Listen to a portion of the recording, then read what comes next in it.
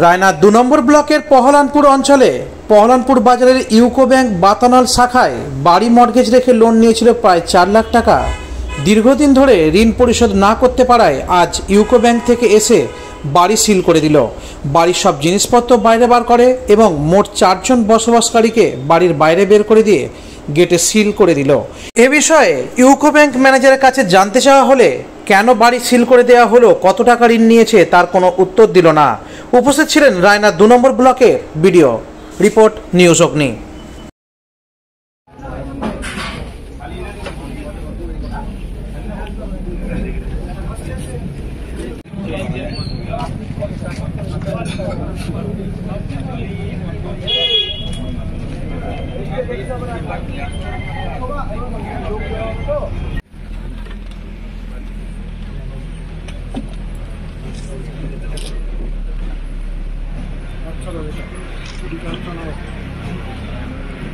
দেখেছি আপনারা বার করলেন।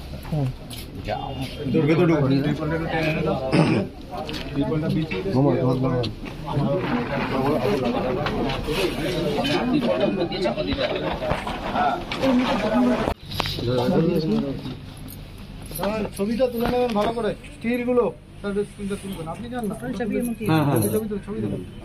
হ্যাঁ আপনি যান ওখানে, এই তুলো দেখি দাদা একটু।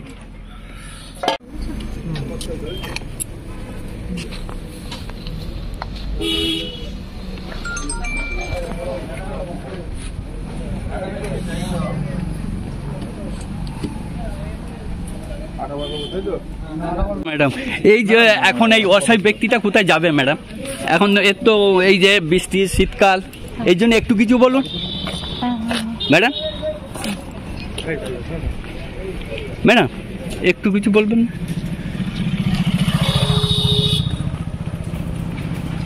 থেকে ব্যাংকের আছে, এরপর এখানে কিন্তু আপনি কোনোভাবে এটা গালা সিল হয়ে গেছে, এই সিল কিন্তু কোনোভাবে আপনি ভাঙবেন না, কোনোভাবে ইউজ করতে পারবেন না, ঠিক আছে?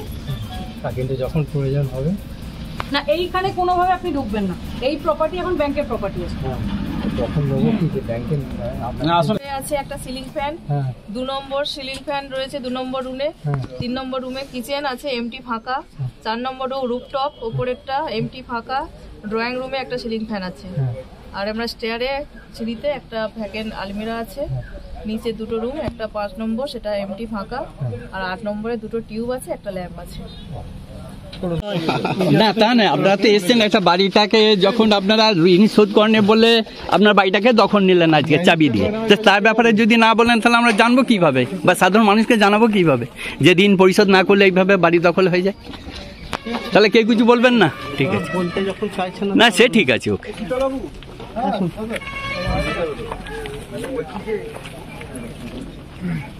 অভিযোগ, আমি যে 3 লক্ষ টাকা নিয়েছি। কত টাকা নিয়েছিলেন? আমি ওনার কাছ থেকে 4 লক্ষ টাকার লোন করেছিলাম। 4 লক্ষ টাকার ভেতরে যখন আমার বাড়ি পুড়ে যায় তখন ছিল 2,96,000 জমা ছিল। আমার দোকানে মাল নেওয়া হয়, 1 লক্ষ টাকা আমার ক্যাশ জমা থাকে। 1 লক্ষ টাকা নেওয়ার পর ওনাদিকে যে এই প্রস্তাবটাই দিয়েছিলাম, আমার তো যেহেতু সমস্ত কিছু পুড়ে টুড়ে শেষ হয়ে গেল, আমাকে কিছু টাকা লোন বাড়িয়ে দিয়ে ব্যবসা করার সুযোগ করে দেওয়া হোক। ওনারা কিন্তু এটা প্রস্তাবটাকে ডিনাই করে দিলেন, আমাকে দিলেনই না। দিলেন না কখন? যখন আমার যে টাকাটা ওনার, আবার এর ভেতরে একটা কথা বলি, আমার যে 4 লক্ষ টাকা লোন, 4 লক্ষ যখনই পেরিয়ে যাবে তখনই আমাকে ডিমান্ড নোটিশ দিয়ে আমাকে সাবধান করতে হয়। ওনাদের ব্যাংকে কোনো পরিস্থিতি তখন ভালো ছিল না, কোনো কাস্টমার ভালো ছিল না, এমনকি স্টাফও পর্যন্ত ছিল না। কাজ যখনই করতে গেছি, করতে করতে করতে করতে আজকে এই ব্যালেন্স শিটটা এসে পৌঁছেছে 4,90,000 টাকা। এবার বলুন, আমার যেখানে 4 লক্ষ টাকা ঋণ, সেখানে 4,90,000 টাকা কী করে হতে পারে? যে বলার পর পরিপ্রেক্ষিতে ওনারা শুধু একটাই কথা বললেন যে আপনি লোনটাকে পরিশোধ করুন, আপনাকে আমরা পজিশন দেবো। যেই লোনটাকে পরিশোধ করা হয়ে গেল, বললে আপনি এবার 1 বছর লোন রানিং করুন, তারপর তো আপনাকে পজিশন দেবো। আমি টোটালি বন্ধ করে দিলাম ওনাদের সাথে ব্যবসা করা।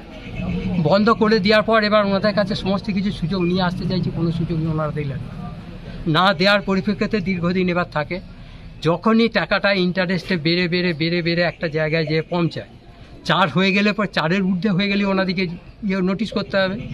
এবার 32 করে, 34 করে, ভরার পর demand notice, DM notice, DM order বার করে। ডিএম অর্ডার বার করে যখন, তখন ওনারা একতরফা ডিএম অর্ডার বার করেছে। আগে ডিএম আমাকে নোটিশ করেছে, একটা নোটিশে আমাদেরকে কোনো রকমভাবে সুযোগ দেয়নি বলতে ঠিকই সেদিন খুব ভিড়ভাট্টা ছিল বলে আমাদেরকে ফিরিয়ে দিয়েছে। দ্বিতীয়বার আবার একটা সুযোগ দিয়েছে, সেইটাতে সবাইকে নোটিশ করেছিল। আমি নোটিশ পাওয়ার পর ব্যাংক ডিএম অফিসে অফিসে বসে আছি, আমাকে কোনো ডাক হলো না, ওরা ভেতরে আপনি ঢুকলো, এই যে বেরিয়ে 4 এলো। লক্ষ টাকা ঋণ নিয়েছিলেন, হ্যাঁ। এটা কত সালে নিয়েছিলেন বলছেন? 4 লক্ষ যে ঋণ নিয়েছিলাম ওটা আমি নিয়েছিলাম ধরুন এই পোড়াটার আগে, 10-এর আগে, আমি 8-এ নিয়েছিলাম। 2008-এ 4 লক্ষ নিয়েছিলেন, হ্যাঁ, 4 কত লক্ষ টাকা নিয়ে- শোধ দিয়েছেন? আমি 7.5 লক্ষ টাকা ওকে শোধ দিয়েছি।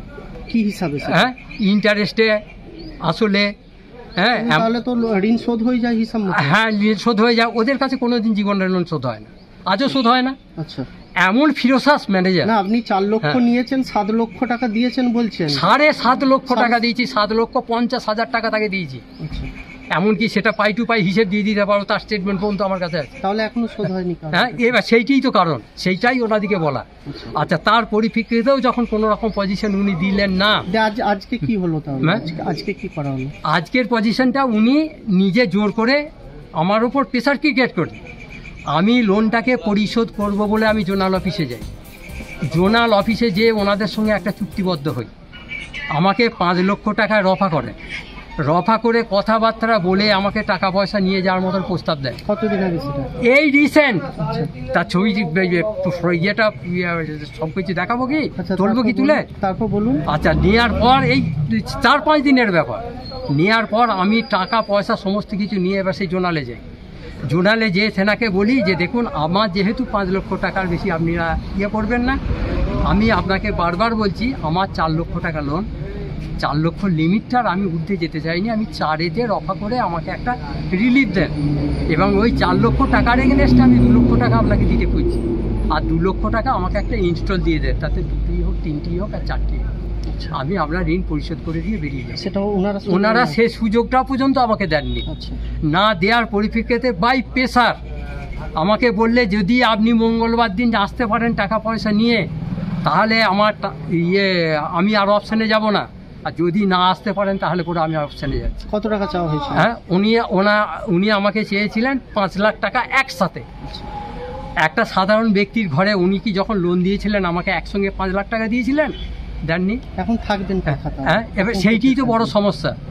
হ্যাঁ, ওনাদিকে বলা সত্ত্বেও ওনারা কোনো রকমভাবে সিম্পাতি দেখালেন না, সমস্ত জিনিসপত্র বাইরে বার করে দিয়ে ওনাদের করে গেলেন। এটা কি খুব ভালো কাজ করে গেলেন? তাহলে এখন থাকবেন কি চিন্তা করছেন? এখন কোথায় চিন্তা করব, কি করব, সেটা এখন আর ভগবানের হাত, আমাদের আর কিছু। কতজন থাকেন বাড়িতে? আমরা বাড়িতে থাকি 4 জন, আমরা স্বামী স্ত্রী, আমার ছেলে, এক ছেলে আগে। অন্য কোনো বাড়ি আছে আর? না, আর অন্য কোনো কোথাও বাড়ি নেই।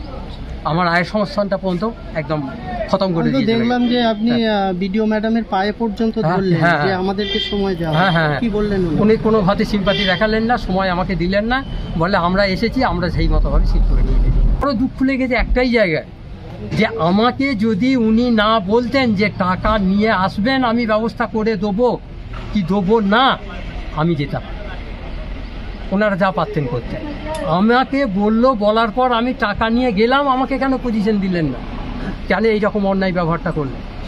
আবার কি 5 লক্ষ টাকা যেদিন বলেছি সেদিন আপনি দেননি, আমার কাছে কোনো প্রমাণ নাই, আমি কোনো কাগজে লিখিত দিইনি, আমি মুখে বলেছি। মুখের কথা কোনো দাম আছে? কত টাকা চাওয়া হচ্ছে টোটাল? এখন 12.5 লক্ষ টাকা চাওয়া হচ্ছে আমার কাছে। আপনি যদি 12.5 লক্ষ টাকা পুরো দিনের ভেতরে আপনি পৌঁছে দিতে পারেন, তাহলে আপনার বাড়ি আপনাকে এই টাকার মধ্যে দিয়ে দেওয়া হবে। আমাদের যা ব্যয় হয়েছে, যা কিছু হয়েছে, এর উপর কোনো। তাহলে এখন কি করবেন? হ্যাঁ, এখন আমি চিন্তা ভাবনা করি, এখনই কোনো ডিসিশন আমি নিতে পারছি না, আগে পয়সাটা করি, করার পর আমি। আপনার নামটা? আমার নাম দিলীপ দে, পহলানপুর। জিনিসগুলো বার করুন। আমার কথা শুনুন, তা নাহলে আপনাদের সামনেই আমি কিন্তু আত্মঘাতী করবো, এর জন্য দায়ী থাকবেন কিন্তু আপনার, কিন্তু যার জন্য দায়ী থাকবে ব্যাংক এবং আপনারা। আমি আজকে এই অবস্থা, আমি কোথায় যাবো? আপনি নিজে আমাকে টাকা দিচ্ছি তো, কোথায় যাবো? আমাকে একটু সময় দিন, একটু আমাকে সময় দেন, করে দিচ্ছি, একটু আমাকে সময় দেন। আমাদের এছাড়া আর কিছু করণীয় নাই আমাদের। আপনি যদি এই অবস্থা আমাদেরকে এসে ঘর থেকে বার করে দেন, আমরা থাকবো কোথায়, খাবোটা কি? হ্যাঁ এই দুপুরের পর থেকেই কোথায় দাঁড়াবো বলুন দেখি না আপনি, আমার তো এইটুকুই সম্ভব। হ্যাঁ নিয়ে একটা জায়গায় আসুন, আপনাদের নিজে যেইটাকে ধরে রেখে এইরকম ভাবে সমাধানের জায়গায় যাবে। আমি জানি এটা আপনার পজিশনে আছে, পজিশনে আপনারা নেবেন, কিন্তু তবুও আমি বলছি আপনাকে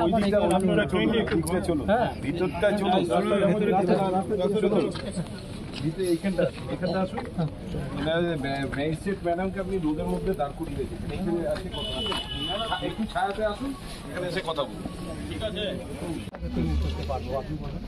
হিসেবের করি আপনি যেটা পাবেন আমার সাথে বলুন, কথাবার্তা বলুন, বলে নিয়ে আমার কাছে আমি 2 লাখ টাকা দিচ্ছি, আপনি 2 লাখ টাকা জমা করুন, করে আমাকে একটা সবাই মিলে থেকে ইনস্টল করে দেন, সবাই সাক্ষী থাক। আমি এই তারিখের ভেতরে টাকা পয়সা না দিলে তখন আপনি আপনার ব্যবস্থা নেবেন। আমাকে একটা সুযোগ দেন, আমাকে গৃহহারা করবেন না, আমি ছেলে মেয়ে নিয়ে রাস্তা দাঁড়িয়ে যাবো। আমার এইটুকুই সম্বল, আমার আর কিছু করার নেই। আমি লোকালিটিকে জিজ্ঞেস করবেন, আমার এছাড়া আমার কোনো সংস্থা নেই। আমার কথা শুনুন, আপনার সাথে আমি 2 বছর তো মিট হইনি স্যার। শুনুন স্যার, আমি তো স্যার আপনার সাথে 2 বছর মিট হইনি, আপনি কেন এই কথাটা আমাকে বললেন? তবে ব্যাংকের সাথে হ্যাঁ ব্যাংকের সাথে বলুন। এবার শুনুন, আমার 2017 সালে আমার কথাটা শুনুন, এমপিটাকে বাদ দিয়ে আপনারা রফায় কবে ডেকেছেন? আমি যেদিন চিঠি দিয়েছি স্যারকে आदेश सारा निकाल दीजिए, वो सील करेंगे। सचिन निका बाजार जात चित्रण ठीक है, और टाका व्यवस्था 25 और टाइमिंग दूसरे दिया इन्वेंटरी कर दिया जाए। नहीं सर, नहीं आप पूरा बैकेट करेंगे, हमारे पास तो पूरा है, हम पूरा बैकेट करेंगे। एक पीस हमारा अंदर रहेगा, वो गाड़ी को एक पीस करना যা আছে সব টাকা টাকা আমরা ভেতরে আমাদের সব